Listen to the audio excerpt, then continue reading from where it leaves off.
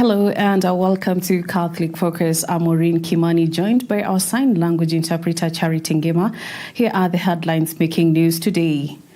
The clergy, religious leaders and lay faithful gathered at the Catholic University of Eastern Africa to celebrate the legacy of St. Francis of Assisi during the Franciscan Jubilee Year Symposium and Activities 2026. The religious leaders, led by the Archbishop of Kisumu, Most Reverend Maurice Muhatia Makumba, and the current Vice-Chancellor, Very Reverend Professor Stephen Mbugua, reflected on St. Francis' example of radical faith, profound humility, peace and care for creation, urging Christians to embrace these values in addressing challenges facing society today. Take a listen. For 800 years, St. Francis of Assisi has resisted being purely academicized. There is the academic Franciscan wing, which we all know, and we have had great minds, great Franciscan minds in the history of the Church. But most of the influence of St. Francis of Assisi and of the Franciscans is not the purely academic approach to St. Francis, the life of St. Francis and of the Franciscan. It is rather witness, presence, the lives of the Church, the lives of people. St. Francis of Assisi, a model for the Church, instrument of peace, instrument of unity.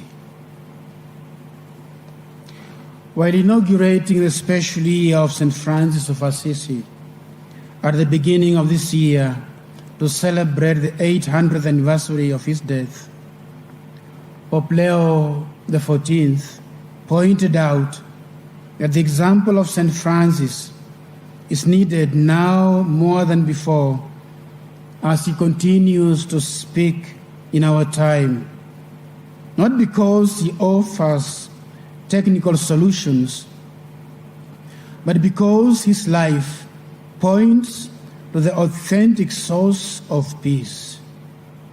It is for this reason that every Christian is invited, and I quote from the Pope, following the example of St. Francis of Assisi, to be a model of holiness, of life, and a constant witness of peace. There is always the temptation to admire the saint, gush over his attractive qualities, and miss what he stood for. We run the risk of losing the real Francis and replacing him with an image often of our own making.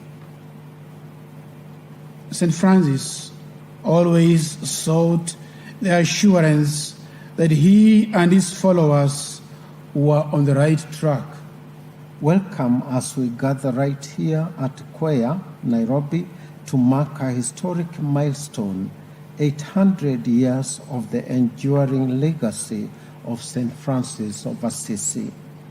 Standing here in Kenya, surrounded by the breathtaking landscapes of East Africa, the message of St. Francis feels remarkably close to home. As leaders of faith and community, we are called to look at his life. We are called to inspire our people to live out his lessons of radical faith, profound humility, and urgent care for our environment. Francis did not just preach the gospel. He lived it on the dusty roads of Italy, just as we are called to live it on the streets of our countries and the places where we serve. He embodied the truth of St. James 2:17, which reminds us that faith by itself if it is not accompanied by action, is dead.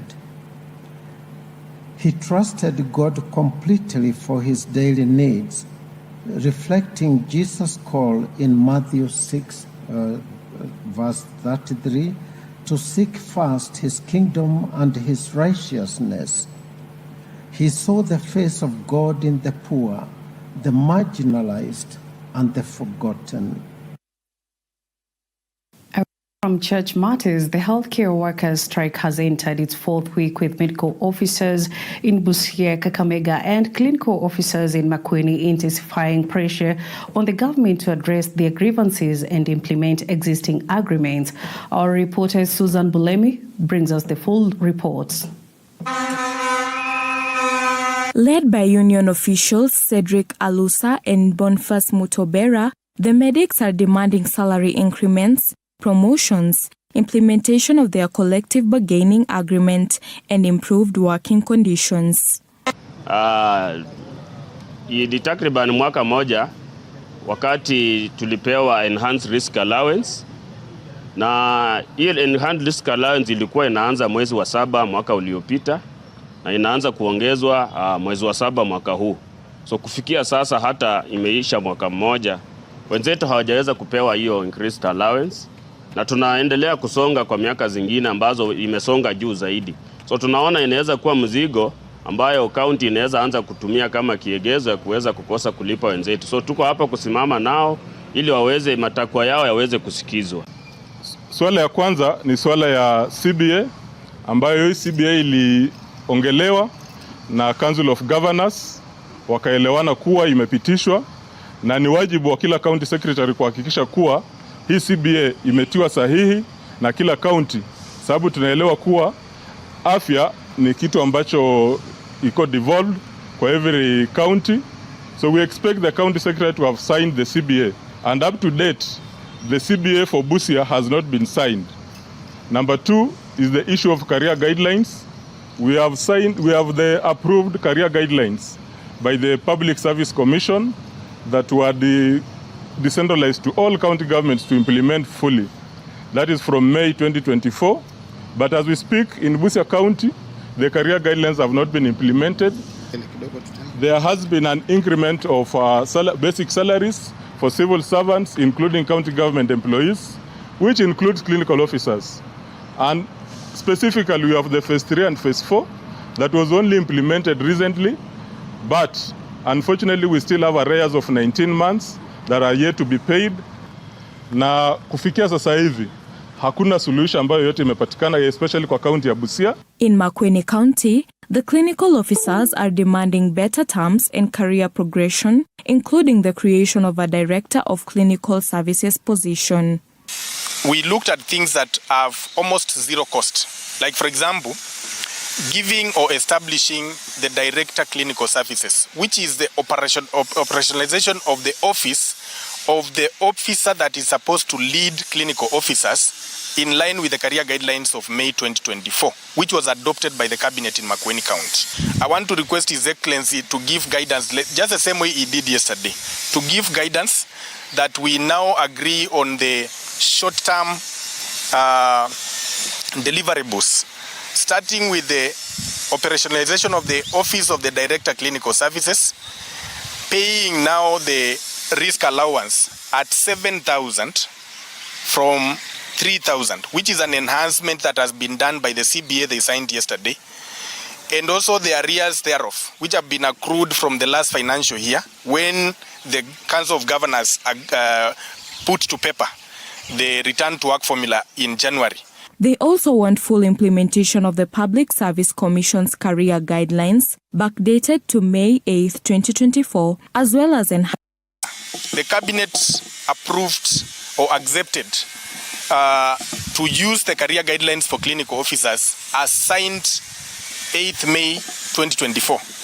But during its implementation, a task force was formed by the CS, Dr. Chambi. And Dr. Chambi is doing so good for us in healthcare. But we are saying sometimes we are seeing a lot of shortfalls. He gives guidance, he offers direction with very good will. But those technocrats who are supposed to go and implement either because of deliberate intentions, come up with raw data that does not offer permanent solution. Solidarity forever, for the union makes us strong. Reporting for Catholic Focus, Capuchin TV, I'm Susan Bulemi. Moving on, residents of Lukosi village in Ikolomani constituency, Kakamega County, are calling for government intervention following the prolonged closure of a mining company along the Yala River, which they say has disrupted livelihoods and worsened economic hardships in the area. Nancy Kajuju reports.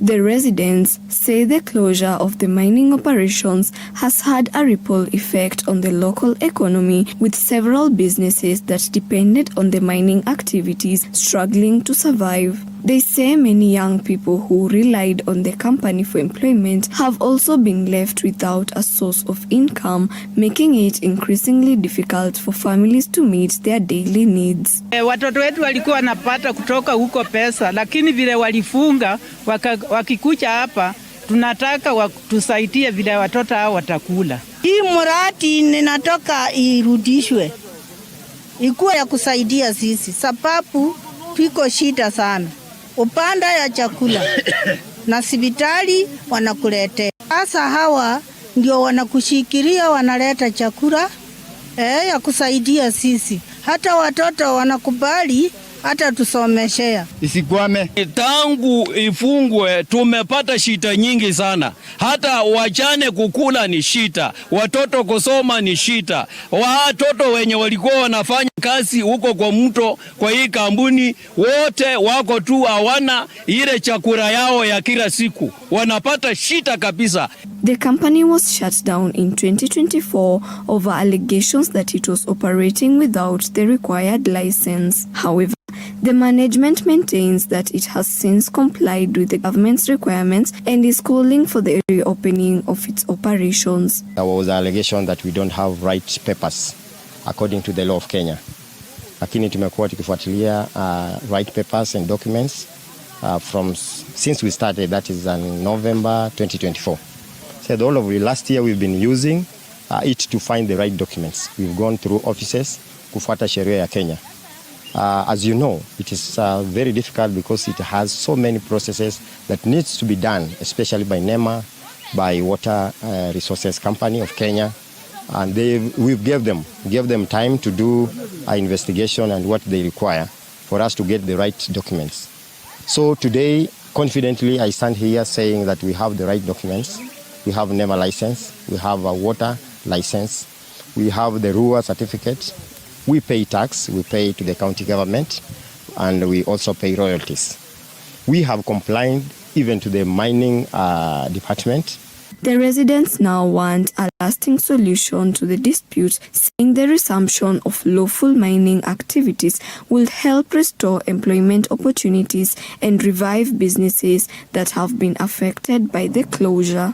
Reporting for Catholic Focus, Capuchin TV, I'm Nancy Kajuju. Pupils at Kilulu Primary School in Lugari constituency, Kakamega County, are said to benefit from improved learning facilities following the launch of a project to construct 9 new classrooms to replace dilapidated mud-walled structure. Here is more on that. The project is a joint initiative between a local church and the Constituency Development Fund, aimed at providing pupils with a safer and more conducive learning environment. Speaking during the launch, Lugari MP Nabi Nabuera said pupils had been exposed to serious risks as the walls of the old classrooms were in poor condition and could collapse at any time. Saa 9 wamepatia mradi wa choo na wanaenda kutujengea kukarabati ofisi ya administration upya. So this will be a new school. Tunatarajia kwamba itafanya namba ama admission za shule za watoto kwa shule zetu ziongezeke. Sisi watoto wale wamekuja kwa shule zetu wote, haitajalisha ametoka wapi, ni watoto wa Kenya. tumekuwa na wakati ambapo hata kuna wanafunzi wengine ambao wanakosa kuja shuleni, maana hata lisha kule nyumbani tena ni challenge. Kwa hivyo mwanafunzi anataka kuenda kufanya kibarua hapa, vile mnajua kuna gold mine, wengine wanaona kwamba nienda nifanye kibarua ili niweze kujilisha. Lakini wakati huu mtoto akija shuleni anajua kwamba nitaenda huko, nitapata chakula asubuhi, nitapata chakula cha mchana, na nikitoka shule nitakuwa nimesoma vizuri. Nataka kuwaomba pesa ya kuja kwa shule kutoka kwa serikali ikuje on time, ikuje kabla shule hazijafunguka, na ikuje kwa wakati ambao unatakana, ndio hao walimu waweze kuendesha shule zetu vizuri. Ni jukumu letu kwa CDF kuhakikisha ya kwamba tumemaintain madarasa, tumeleta pesa, tumejenga madarasa kama ile ambaye tunafungua kwa sasa, ndiposa hao watoto wakue kwa madarasa huko juu. The new classrooms are expected to provide a safer environment for learning while easing the challenges posed by the deteriorating structures. As Kenya prepares for the next general election, journalists are being urged to strengthen fact-checking and make a responsible use of artificial intelligence to counter misinformation and disinformation. Media Council of Kenya Chairman Maina Muiruri says maintaining public trust will be critical as manipulated images, misleading narratives, and AI-generated content increasingly threaten the credibility of election information. Our reporter Alan Andiva with more details. Speaking in Ruiru, Kiambu County, while officially opening a training session for digital media practitioners, Muiruri urged journalists to use artificial intelligence tool AI to detect manipulated content, analyze data, and enhance fact-checking rather than allowing it to undermine the integrity of news reporting. The training was organized by the Digital Journalists of Kenya under the theme, Using Artificial Intelligence AI to Enhance Content Authenticity and Build Information Credibility in the general election season. For a media practitioner has now evolved totally into the digital age. Over 60% of journalists covering the upcoming elections will be doing it for the first time. As we approach a general election season, the roles journalists play become even more critical. Elections are moments when citizens need accurate, timely, and trustworthy information to make informed decisions. Yet, this one comes at the height of misinformation, disinformation, manipulated images, deep fakes, and misleading narratives spread just quickly. Artificial intelligence, which is at the top of this training, presents both a challenge and an opportunity. If used responsibly, AI can help journalists verify information, identify manipulated content, analyze large amounts of data, improve fact-checking, and tell stories in innovative ways. However, AI is not a substitute for professional judgment, ethics, or accountability. The human being behind the story must remain responsible for what is published. You are senior to AI. AI copies human mind. The Digital Journalists of Kenya Chairman Andy Kagwa called on the media to play a leading role in countering hate speech and toxic political statements as newsroom and media organizations strengthen election monitoring and misinformation tracking mechanisms. The next election will be fought also on the technological front. We'll have generated images going through our platforms. What we used to have before is that we used to have politicians planting stories in the newsroom, even commentaries. Now what we'll have now those images going around. So we must be cautious about what is happening around us in the era of AI, and also how to counter hate speech and toxic political discourse. Most important, we have to preserve public trust in journalism.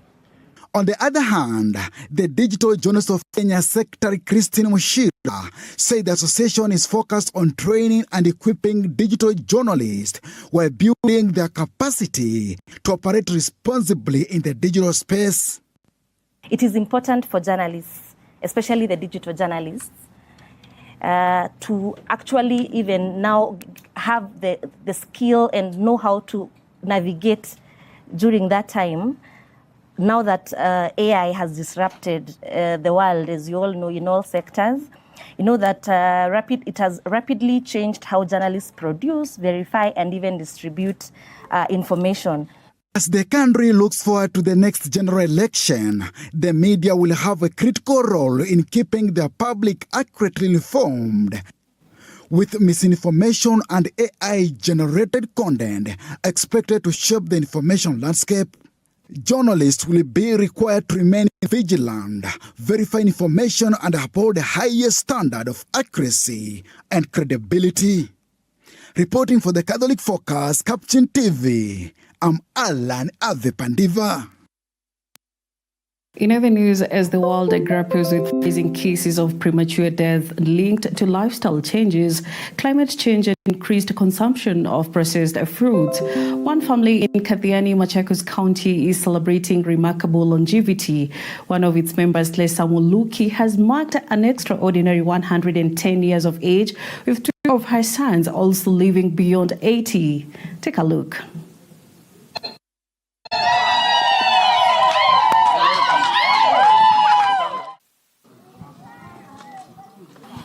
How she managed to reach this age of 110, according to my assessment, is because of three things. One, diet. Two, exercise. Three, avoiding stress. Mama yetu ni mfano wa mzazi mzuri. Kuna watu wanaweza sema wanakazi wazazi kwa sababu nini? Lakini kwetu mama yetu amekuwa a very good example ya mzazi ambaye anajali kwanza maisha yake, lakini zaidi anajali maisha ya watu wengine. Ametulea vizuri.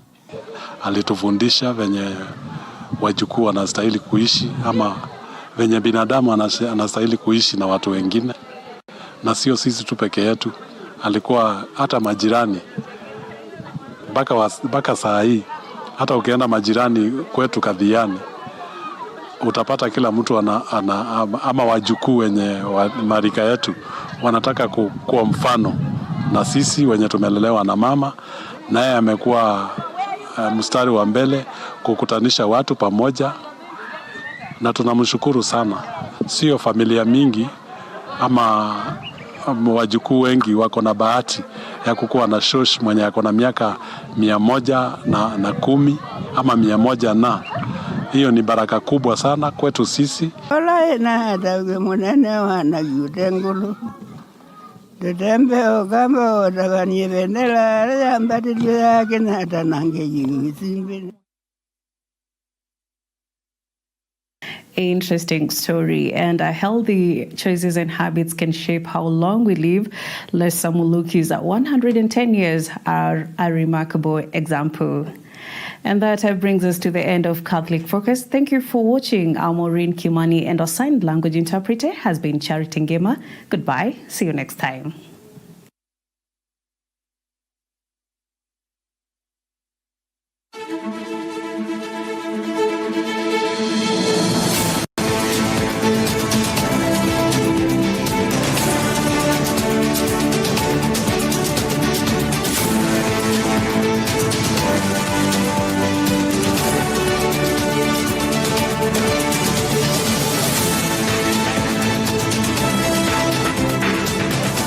Keep watching Capuchin TV, your staunchly Catholic identity channel.